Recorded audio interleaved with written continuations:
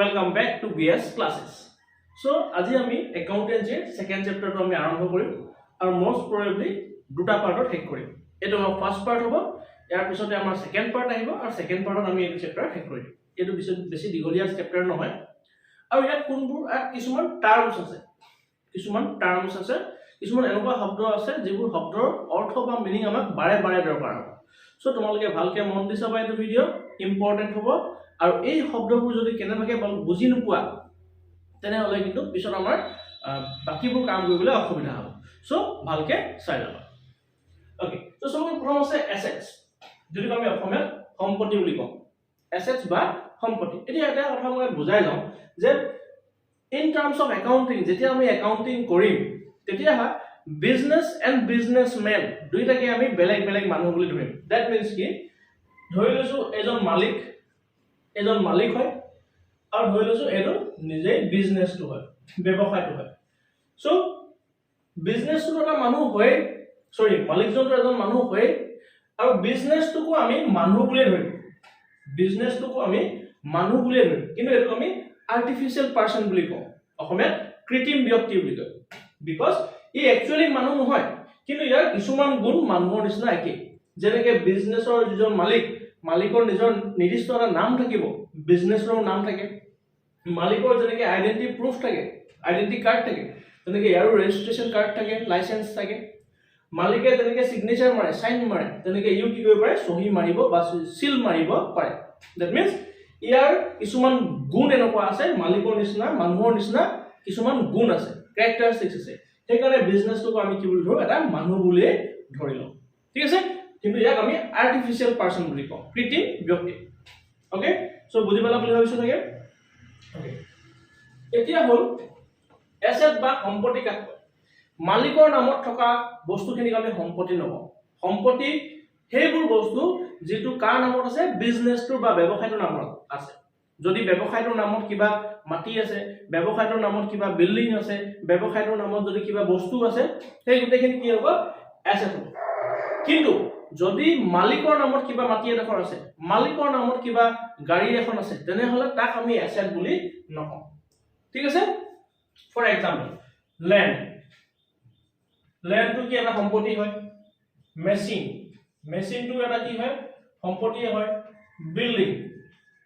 বিল্ডিংটো এটা সম্পত্তি হয়। ফাৰ্নিচাৰটো এটা সম্পত্তি হয়। নেক্সট আহিলে ডেটৰ্স কি হয় মই বুজাই আছো, এটো এটা সম্পত্তি হয়। অসমীয়াত পাওনাদাৰ বুলি কয়। নেক্সট বিল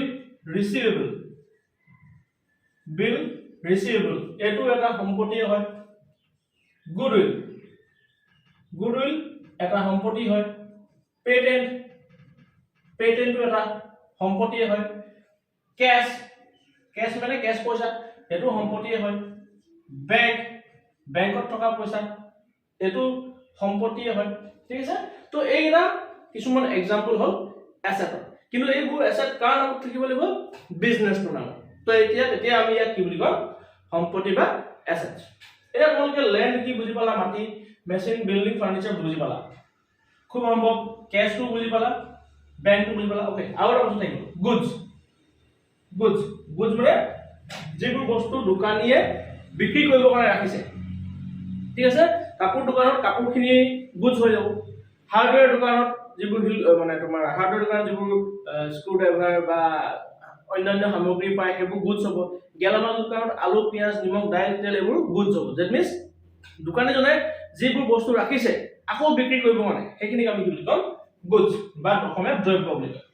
তোমালোকে চাগে বুজি নোপোৱা যদি আছে ডেটৰ্স, গুডউইল, পেটেন্ট এন্ড বিল ৰিসিভেবল। বিল ৰিসিভেবলটো আমি আজি নকৰো, বিকজ বিল ৰিসিভেবলৰ নামত অন্য এটা চেপ্টাৰে আছে। তো যেতিয়া আমি হেতু কৰিম তাক মই ভালকৈ বুজাম। খালি মনতে ইমান থবা যে বিল ৰিসিভেবল বিজনেছৰ কাৰণে কি হয়, এসেট হয়। আৰু ইয়াৰ সিম্পল মিনিং হল পইচা পাব লগা আছে, পইচা কাৰোবাৰ পৰা পাব লগা আছে, কিন্তু কাৰ পৰা পাব লগা আছে সেইটো আমি গম নাপাওঁ। ডেটৰ্স হৈ গ'ল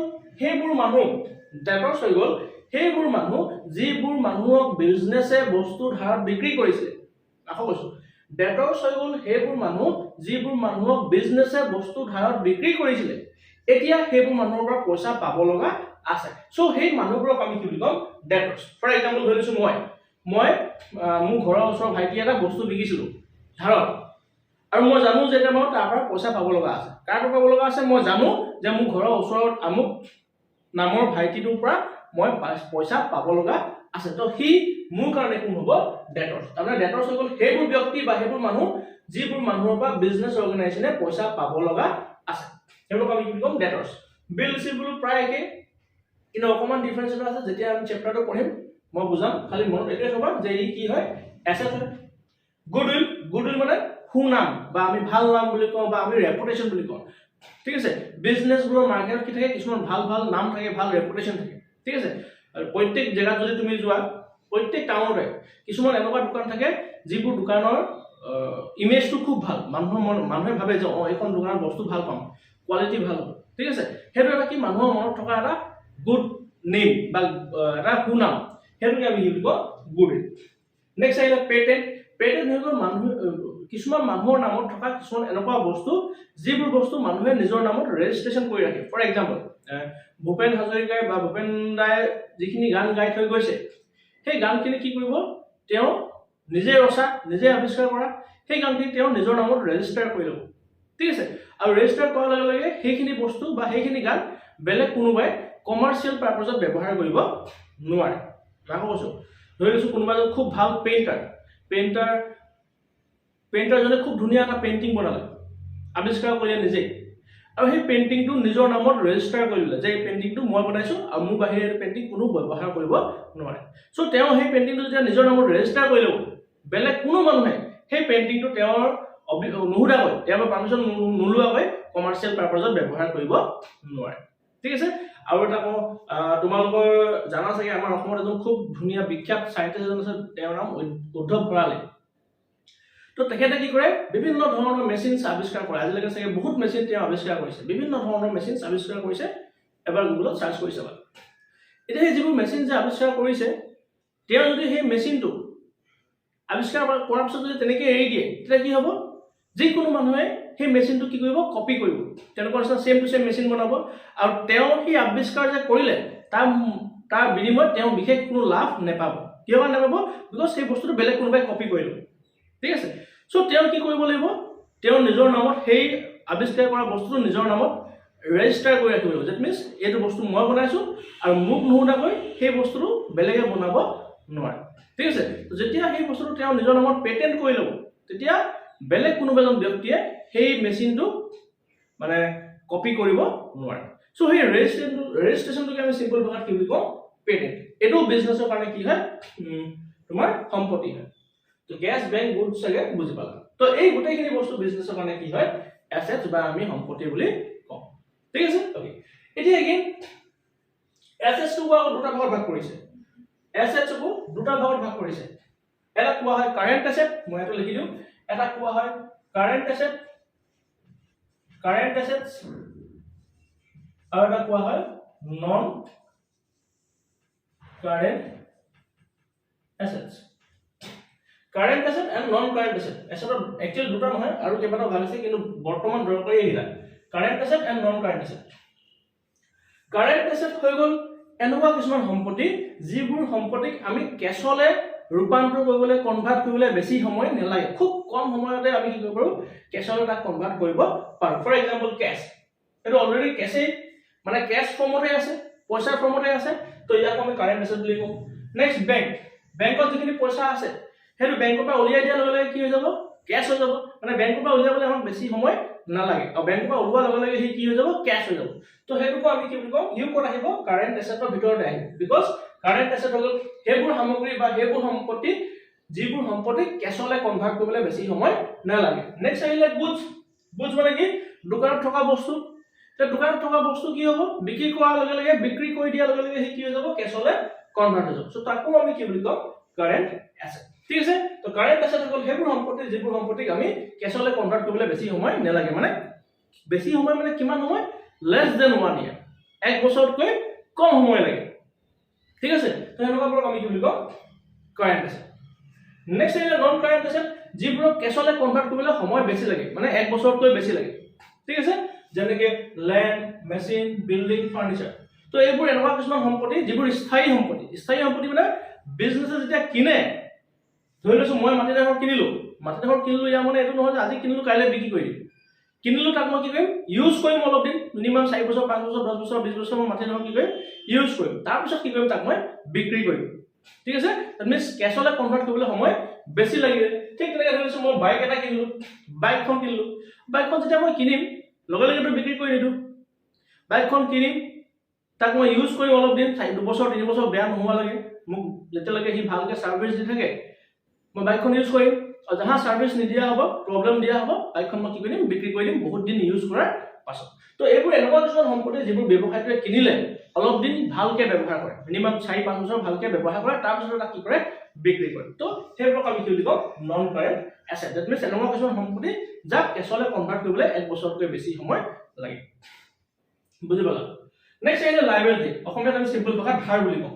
ধাৰ সো ব্যৱসায় প্ৰতিষ্ঠানটোৱে যদি কাৰোবাক পইচা দিব লগা আছে যিকোনো কাৰণত কাৰোবাৰ পৰা বস্তু ধাৰত কিনিছিলে পইচা দিব লগা আছে কাৰোবাৰ পৰা তোমাৰ লোন ললে পইচা দিব লগা আছে তো যি কাৰোবাৰ পৰা ধৰি লৈছো কিবা কাম কৰোৱালে এতিয়া হাজিৰা দিব লগা আছে তো যিকোনো এনেকুৱা ধাৰ যিবোৰ বিনিময় বিজনেছে কাৰোবাক পইচা দিব লগা আছে সেই গোটেইখিনিকে আমি একেলগতে কি বুলি কওঁ লাইবিলিটি বা ধাৰ ঠিক আছে অসমীয়াত দেনা বুলি কয় দেনা বা সিম্পল ভাষাত ধাৰ বুলি কয় ফৰ এক্সাম্পল এতিয়া ইয়াত কি আহিব ইয়াত আহিব তোমাৰ creditors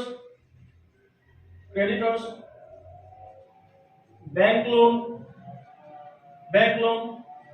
bank overdraft creditors bank loan bank overdraft তাৰপিছত বিলছ পেয়েবল আৰু ইয়াত কেপিটেলটো এটা ধৰণৰ ধাৰে হয় তো কেপিটেলটো কি হয় মই ইয়াক বুজাম আৰু ইয়াত আৰু এইটো কেনেকৈ ধাৰ হয় সেইটো বুজাম তো প্ৰথমতে আহিলে ক্ৰেডিটৰ্স মানে কি ব্যৱসায় প্ৰতিষ্ঠানটোৱে যিবোৰ মানুহৰ পৰা বস্তু ধাৰত কিনিছিলে যিকোনো বিজনেস অৰ্গানাইজেশ্যনে সি যেতিয়া বস্তু কিনে সব বস্তুটো কেছত নিকিনে বহুতবাৰ কি হয় বস্তু আমি ধাৰত কিনো তো ধাৰত কিনিলে কি হয় সেই দোকানীবোৰক আমি পইচা দিব লগা থাকে সো সেই পইচা দিব লগা আছে কিছুমান দোকানীক সেইখিনি দোকানীক আমি কি বুলি কওঁ ক্ৰেডিটৰ্স তাৰমানে এনেকুৱা কিছুমান মানুহ বা এনেকুৱা কিছুমান দোকানী যাৰ পৰা আমি বস্তু ধাৰত কিনিছিলো এতিয়া পইচা দিব লগা আছে সেই দোকানীখিনি আমি কি বুলি কওঁ ক্ৰেডিটৰ্স বেংক লোন তাৰমানে বেংকৰ পৰা লোৱা লোন ললো এগেইন লোন ললে কি হ'ব পইচা ঘূৰাই দিব লাগিব সেইটো এটা ধৰণৰ কি হয় ধাৰ নেক্সট বেংক ওভাৰড্ৰাফট এটো এটা ধৰণৰ বেংকৰ পৰা লোৱা ধাৰে হয় সো ইয়াৰ বিষয়ে মই বুজাম কি হয় বুজাই দিছো ওকে বেংক ওভাৰড্ৰাফট মানে কি ধৰি লৈছো মোৰ ওচৰত এটা ক্ৰেডিট কাৰ্ড আছে তোমালোকে জানা দুটা ধৰণৰ কাৰ্ড থাকে debit card and credit card so ধৰি লৈছো মোৰ ওচৰত এটা ক্ৰেডিট কাৰ্ড আছে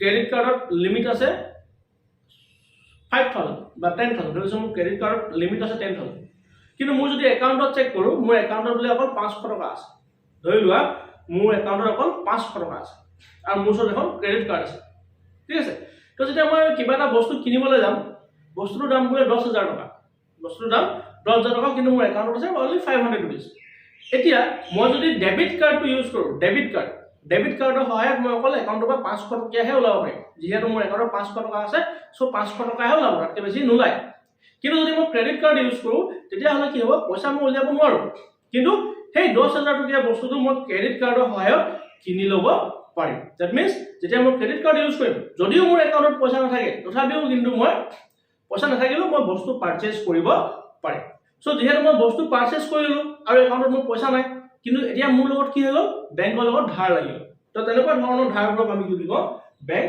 ওভাৰড্ৰাফট তো যাৰ ক্ৰেডিট কাৰ্ড আছে তোমালোকে বুজি পাবা নেক্সট আহিলে বিলছ পেয়েবল তোমাৰ কৈছিলো এটা আছে বিল ৰিসিভেবল আৰু আছে বিলছ পেয়েবল দুটা অলমোস্ট একেই বস্তু অকমান ডিফাৰেন্স এটো খালি পইচা পাব লগা আছে বিলছ ৰিসিভেবল পইচা পাব লগা আছে সেই কাৰণে এসেট আৰু বিলছ পেয়েবল মানে পইচা দিব লগা আছে সেই কাৰণে কি হয় ধাৰ ঠিক আছে যদি বুজি পালা আৰু নেক্সট আহিলে ক্যাপিটাল তো ক্যাপিটাল কি হয় কি নহয় অসমীয়াত মূলধন বুলি কয় এটো কেনেকৈ লাইবিলিটি হ'ল হেতু বুজা কিন্তু ইয়াত প্ৰথমতে বুজি লোৱা ইয়াত যেনেকৈ এসেটৰ দুটা ভাগ আছে কাৰেন্ট এসেট আৰু নন কাৰেন্ট এসেট তেনেকৈ লাইবিলিটিৰ দুটা ভাগ আছে এটা কাৰেন্ট লাইবিলিটি এটা নন কাৰেন্ট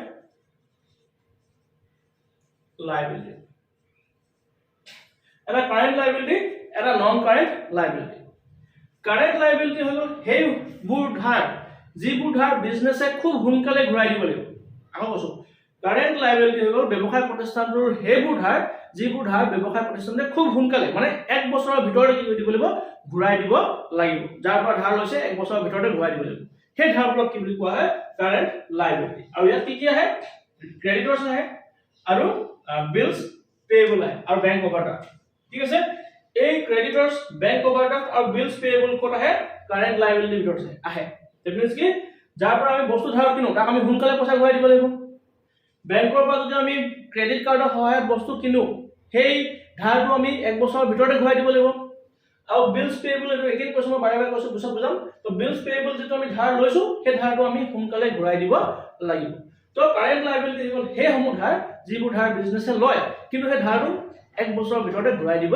লাগিব তেনেকুৱা ধৰণৰ ধাৰবোৰক কোৱা হয় কাৰেণ্ট লাইবিলিটি নেক্সট আহিলে নন কাৰেণ্ট লাইবিলিটি যিবোৰ ধাৰ আমি লাহে ধীৰে ঘূৰাই দিলেও হ'ব লাহে ধীৰে মানে যিবোৰ ধাৰ ঘূৰাই দিবলৈ 1 বছৰতকৈ বেছি সময় লাগে এনেকুৱাবোৰক কোৱা হয় non current liability for example bank loan তো বেংকৰ পৰা আমি যেটো লোন ললো 5 লাখ 10 লাখ টকা আমি লোন লও ঘৰ বনাবলৈ কিবা গাড়ী লবলৈ তো এই লোনটো ঘূৰাই দিবলৈ সময় কি লাগে বেছি লাগে 1 বছৰতকৈ বেছি সময় লাগে এটা আমাৰ হ'ব নন কাৰেণ্ট লাইবিলিটি আৰু নেক্সট এটা ক্যাপিটালটো বা মূলধনটো কি হয় নন কাৰেণ্ট লাইবিলিটি হয় আজি অকমান হাল্লাগুলা বেছি হৈছে বাহিৰা সাউন্ড চাগে আহিব কাৰণ তোমাৰ কনস্ট্ৰাকশন চলি আছে সো অকমান বাহিৰা সাউন্ড আহিব এডজাস্ট কৰি লবা নেক্সট আহিলে ক্যাপিটাল অসমত আমি কি বুলি কওঁ মূলধন তা মূলধন মানে কি সেইটো পইচা যেটো পইচা বিজনেসম্যান জনে বা মালিক জনে কাক দিছে বিজনেসক দিছে সো প্ৰথমতে মই এটা কথা কৈছিলো যে এজন মালিক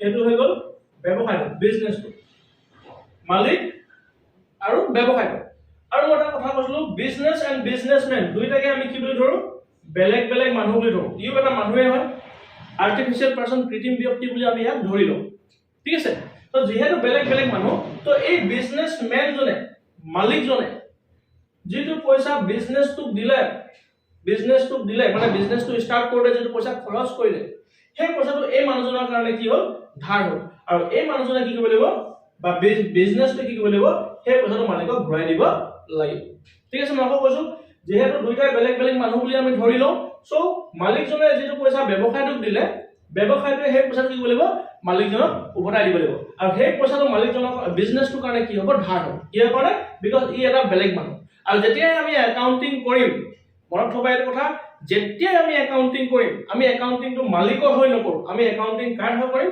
বিজনেসৰ যিমান আমি একাউন্টস বনাম হেবো কাৰ হৈ বনাম কাৰ কাৰণে চিন্তা কৰি বনাম বিজনেসটোৰ কাৰণে মালিকৰ বিষয়ে আমি চিন্তা নকৰো সো যেহেতু মালিক এটা বেলেগ মানুহ আমি একাউন্টস বনাই আছো বিজনেসটো ভাগৰ সো মালিকে বিজনেসটো কি দিছে পইচা দিছে ঠিক আছে আৰু সেই পইচাটো যে মালিকে দিছে মালিকটো যেহেতু এটা বেলেগ মানুহ বা বাহিৰা মানুহ তো সেই পইচাটো বিজনেসটোৰ কাৰণে বা ব্যৱসায়টোৰ কাৰণে কি হৈ গল ধাৰ ঠিক আছে সো সেই কাৰণে মূলধনটো ক'ত আহে তোমাৰ লায়াবিলিটি আহে আৰু মূলধনটো বিজনেসৰ কাৰণে কি হয় এটা ধৰণৰ লায়াবিলিটি বা ধাৰ ঠিক আছে মাক কৈছো ক্যাপিটাল হৈ গল হেতু পইচা যেটো পইচা মালিকে দিয়ে কোন বিজনেসত কেতিয়া বিজনেসটো স্টাৰ্ট হয় বিজনেসটো আৰম্ভ কৰোতে যিমানখিনি পইচা মালিকে বিজনেসত লগাব খৰচ কৰিব এই গুটেখিনি আমি বিজনেসটোৰ কাৰণে কি বুলি কওঁ ক্যাপিটাল আৰু ক্যাপিটাল বিজনেসৰ কাৰণে কি হয় ধাৰ ঠিক আছে নেক্সট আহিলে ড্ৰয়িংস হৈ গল এগেইন হেবুক খৰচা যিবুক খৰচা বুলি কয় ভুল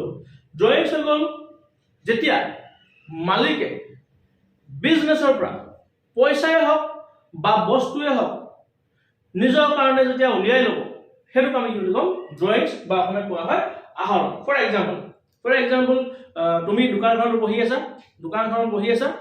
দোকানখনত ড্ৰয়াৰত পইচা আছে তোমাৰ ঘৰলৈ আলহী আহিলে তুমি কি কৰিলা পটককে আলহীৰ কাৰণে 200 টকা উলিয়াই লৈ গৈ মাংস লৈ আহিলা ক'ৰ পৰা উলিয়ালা দোকানৰ ড্ৰয়াৰৰ পৰা তোমাৰ এখন দোকান আছে দোকানখন তুমি বহি আছা আৰু আলহী আহিলে আলহী অহাৰ লগে তুমি 200 টকা দোকানৰ ড্ৰয়াৰৰ পৰা উলিয়ালা মাংস লৈ আহিলা আৰু দোকানত বিস্কুট আছিলে বিস্কুট উলিয়াই দিলা আলহীক খুৱাব কাৰণে তেনে তুমি কি কৰিলা দোকানৰ পৰা প্ৰথমতে পইচা উলিয়ালা তাৰ পিছত দোকানৰ পৰা বস্তু উলিয়ালা ঠিক আছে কাৰ কাৰণে উলিয়ালা নিজৰ কাৰণে সেই পইচাটো তুমি সেই পইচাটো বা সেই বস্তুখিনি তুমি বিজনেসৰ পাৰপাছত ব্যৱহাৰ কৰা নাই বিজনেসৰ কামত ব্যৱহাৰ কৰা নাই তুমি প্ৰাইভেট ইউজ পাৰ্সোনেল ইউজ নিজৰ ব্যক্তিগত কামৰ কাৰণে কি কৰিছা ব্যৱহাৰ কৰিছা তো তেনেকুৱা যিকোনো পইচা বা বস্তু যেতিয়া মালিকে ব্যৱসায়ৰ পৰা উলিয়াই লয় আৰু হেতুক নিজৰ কামত ব্যৱহাৰ কৰে পাৰ্সোনেল কামত সেই গুটেইবোৰকে আমি একেলগে কি বুলি কম ড্ৰয়িংছ বা অসমীয়াত কোৱা হয় আহৰণ ঠিক আছে clear next area expenses and gains expenses and gains expenses মানে কি হেবু খৰচা যত পইচা যায় কিন্তু বিনিময় বস্তু নাহে সাৰ্ভিস আহে ফৰ এক্সাম্পল তুমি স্কুল গৈছা স্কুলত কি হল তুমি ফিজ দিছা টিচাৰ স্কুলত তুমি ফিজ দিছা তো স্কুলত যেতিয়া ফিজ দিছা স্কুলত তোমাক বস্তু নিদিয়ে স্কুলত তোমাক কি দিব পঢ়াই দিব সার্ভিস দিব তেনেকুৱা বুৰক কোৱা হয় এক্সপেন্সেস ঠিক আছে বা ফৰ এক্সাম্পল তুমি ধৰি লৈছা ধৰি লৈছো তুমি ডক্টৰৰ ওচৰলৈ গলা ডক্টৰ তুমি 200 টকা ফিজ দিলা ডক্টৰে তোমাক কি কৰিলে ট্ৰিটমেন্ট কৰিলে চেকআপ কৰিলে আমুক তামুক বেমাৰ বুলি ক'লে কিন্তু ডক্টৰে তোমাক বস্তু একো নিদিয়ে যেটো তুমি 200 টকা ডক্টৰক ফিজ দিছা সেই ফিজৰ বিনিময়ত কিন্তু বস্তু একো নোপোৱা কি পাবা সাৰ্ভিস বা সেৱা পাবা তো তেনেকুৱা ধৰণৰ খৰচাবোৰক আমি কি বুলি কওঁ এক্সপেন্সেস আৰু এটা ধুনীয়া এক্সাম্পল আছে ধৰি লৈছো তুমি ঘৰৰ পৰা কলেজলৈ গলা আৰু কলেজত যাওঁতে তুমি কি গলা কিহত গলা বাছত গলা বা অটোত গলা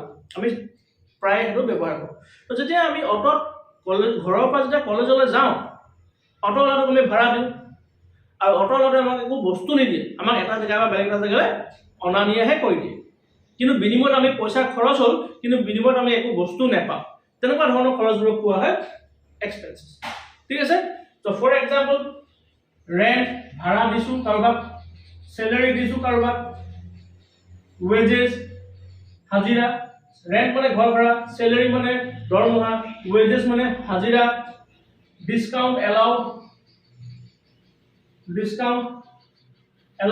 কাৰোবাক discount দিলা commission paid কাৰোবাক commission দিলা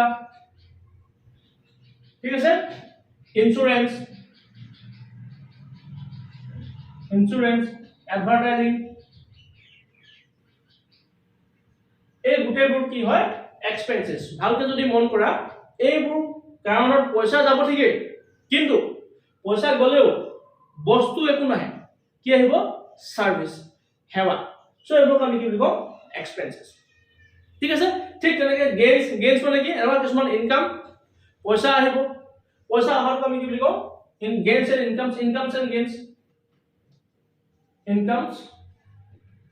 এন্ড গেইনস ঠিক rent received ইয়াত আমি rent দিছিলো সো এক্সপেন্সেস তেনেকে rent received rent পালু তাৰপিছত তোমাৰ ডিসকাউন্ট এলাউড আছিল আমি ডিসকাউন্ট কাৰোবাক দিছিলো তো আমাৰ লস হৈছিল খৰচা হৈছিল এতিয়া আমি ডিসকাউন্ট পাম তো আমাৰ কি হ'ব incomes and gains discount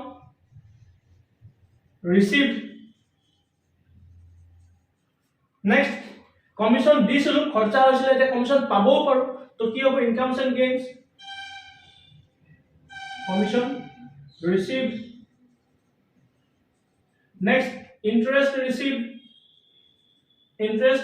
ৰিসিভড interest কাৰোবাক পাবো পাৰো তেতিয়া কি হ'ব ইনকামস এন্ড গেইনস ঠিক তেনেকৈ যদি ইন্টারেস্ট কাৰোবাক দিও তেতিয়া কি হ'ব এক্সপেন্সেস এন্ড লসেস ঠিক আছে সো এইটা তোমালোকক বুজাই দিলো আশা কৰিছো ক্লিয়াৰ হ'ল এটা বস্তু আৰু কবলৈ থাকি গল এসেট আৰু লায়াবিলিটি আৰু এটা বস্তু আহিব যেটো ইম্পৰ্টেন্ট হয় মনত থবা লায়াবিলিটিত আহিব আউটস্ট্যান্ডিং এক্সপেন্সেস আউটস্ট্যান্ডিং